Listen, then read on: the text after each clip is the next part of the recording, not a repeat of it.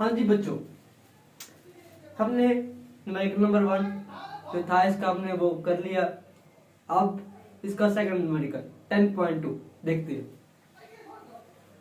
A pendulum of length 0.99 meter is taken to the moon by an astronaut. The period of pendulum is 4.9 seconds. What is the value of g on the surface of the moon?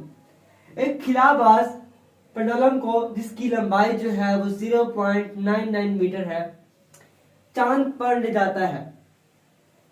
Pendulum का period जो है वो है 4.9 second.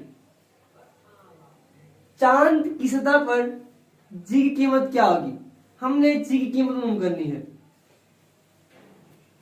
अब मैं आपसे पूछता हूं कि यहां पे हम कौन सा फार्मूला इस्तेमाल करते हैं। लास्ट टाइम जो हमने टाइम पीरियड का फार्मूला इस्तेमाल किया था, क्या हम यहां पे वो इस्तेमाल कर सकते हैं? जी हाँ, हम इस्तेमाल कर सकते हैं। फार्मूला है आपके पास t is equal to 2 pi L over जी।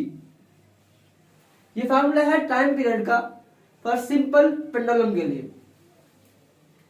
हमने फाइंड करना है जी को, तो उसके लिए हम क्या करेंगे? लास्ट में क्या किया था बच्चों?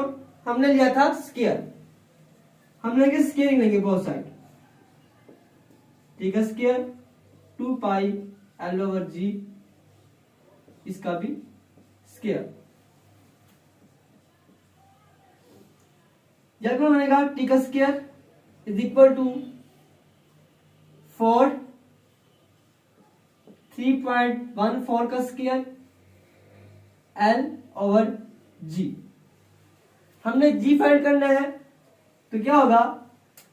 अब ये जो आपके पास चीजें अब तो आप लोगों को नजर आ रही है, ये जो चीज है बड़ी, जो जी है बड़ा, ये यहां पे हो रहा है डिवाइड। जब ये इक्वल के इस तरफ जाएगा तो हो जाएगा मल्टीप्लाई। अब ये जो खड़ा है टी का स्केयर जी जहां पे खड़ा है, तो जब ये इस तरफ जाएगा तो यहां पे जाएगा divide. g is equal to 4 3.14 का square multiply by L over T का स्केयर।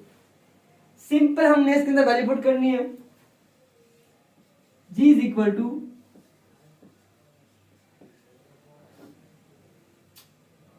4 इंटू 9.85।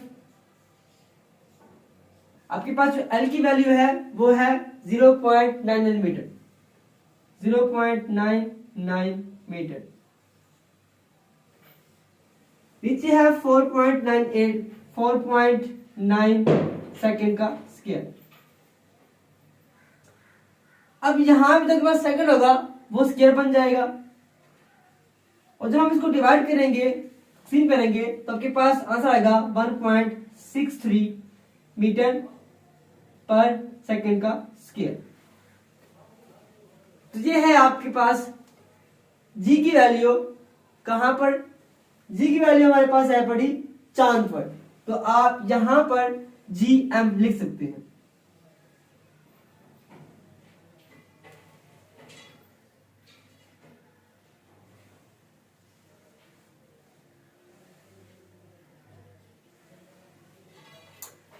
तो ये था आपका सेकंड न्यूमेरिकल 10.2। उम्मीद करता हूं कि आपको इसकी समझ आ गई होगी।